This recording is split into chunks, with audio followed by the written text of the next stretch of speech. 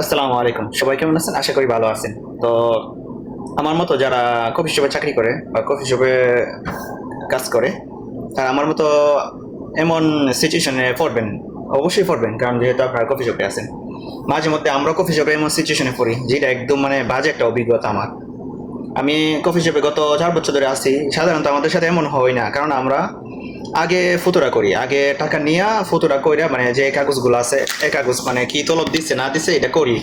করার পর এটা আমি কাস্টমারে ধরাই দিয়ে এরপরে বলি যে এখন যা, কই যাবি, যা বেঞ্জিরে যা বা দোকানে যা, যে নিচ্ছে এখানে যা, সমস্যা নাই, পরবর্তীতে তলব নিয়ে যাইস। আমরা যখন অর্ডারটা বানায় কমপ্লিট করে রাখা দিই, পরবর্তী তোরা আইসা নিয়ে যাইস। কিন্তু দেখবেন মাঝে মধ্যে কিছু কিছু কাস্টমার আসে ইচ্ছা করে অর্ডার দিয়ে যাইবো যে আমার লাগে এটা বানা, আমি আইসা টাকা দিমু, আমি আইসা নিয়ে যাবো। তো আমরা সাধারণত এগুলো তলবগুলো বানাই না, এমনি অর্ডার দিলে আমরা বলি যে আগে টাকা দিয়া যা, টাকা দিয়া ফুতুরা করে যা, কাগজ করে যা, এরপরে তোরা যাইস, যেন যাস, পরে আনি, সমস্যা নাই, আগে টাকা দিয়া যা। তো এখন রাত্রে বাজে আপনার 2:30, এখন আমি বসে রয়েছি ক্যাশের মধ্যে। তো একটা কাস্টমার আসছে, আইসা কি কফি আছে যেটা একদম হার্ড বা যেই কফিটা খাইলে আপনি ঘুমাইতো না, এমন কোনো কফি আসেনি।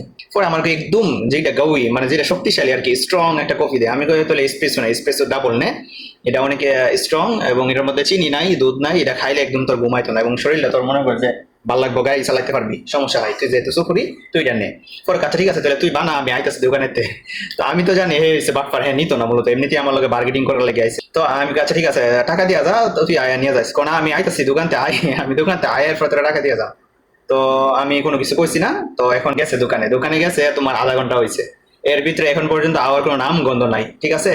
তো এখন যদি আমি এসপ্রেসো গুলা বানায় রাখতাম, তাহলে এখন মনে করেন যে এসপ্রেসোটা নষ্ট হইতো এবং এটা কোম্পানি লস হইতো, বা আমার নিজের কাছেও খারাপ লাগতো যে আমার ভুলের কারণে কোম্পানির লস হয়েছে। তো আমি এসপ্রেসোটা বানাইছি না, আমি জাস্ট এসপ্রেসোর যে পাউডার গুলো এগুলো বাই করছি, বাই করে এসপ্রেসো এখনো গালাইছি না, থয়ে রাখছি, যদি আয়ে তাড়াতাড়ি করে যেন দিতে পারি।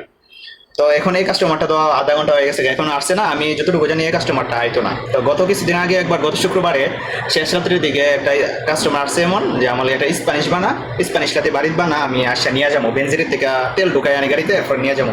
তো আমরা বানাইছি দুইজনে, আমি আমার বন্ধু। আমি কাছে ঠিক আছে বানাইলে সমস্যা নেই, পরে বানাইছি, পরে আইসে না, এই স্প্যানিশটা নষ্ট হয়েছে, এইবার ফুতুরা করছে না, এর লেগে এখন মনে করেন যে এক্সপ্রেসও বানাইছি না, কিন্তু আধা ঘন্টা হয়ে গেছে গা, এখনো আইতো না, আমি যখন জানি আইতো না শেষ। তো এইটাই আমার মতন যারা কফি শপে চাকরি করেন, একটু সাবধানে। কাস্টমার আপনার অর্ডার দিয়ে যাবো, টাকা না দিয়ে সেটা জীবনে বানায় না। দরকার লাগলে আইবো, ফিরে আয়েসার আপনার লোক রাগারাগি করো, ঝামেলা করো যে বানাইছিস না লিগা, তখন বলবেন তুই টাকা দিছিস না, আমি লিগা বানাবো, তুই টাকা দিলে না আমি বানাতাম, তুই যদি না আসতে আমার মালটা নষ্ট হয়ে যাবো। তখন এইটা আপনার বলার অপশন আছে। আমি আপনাদেরকে দেখাই, এই যে দেখেন যে আমি যে স্পেসও গাইলা ধরে রাখছি, পাউডার করে ধরে রাখছি, কিন্তু ওই স্পেস এখনো বানাইছিলাম। স্পেসো ডাবল যেহেতু আমি এখান থেকে স্পেসও নিছি, নিয়ে আসে একটা এবং দুইটা, এবং এটা ডাবল স্পেস থয়ে রাখছি আর কি। যদি কাস্টমার আইতো তাহলে তাড়াতাড়ি করে আমি স্পেসও গালায়া দিয়া দিলাম বলে, এখন তো কাস্টমার আইছে না। তো এখন যদি আমি কাস্টমারের কথা হই না, যদি স্পেসোটা গালায়া রাখা দিতাম, তো স্পেসোটা এখন ঠান্ডা হয়ে গেলে গেলে এবং স্পেসোটা নষ্ট হয়ে গেলে গেলে।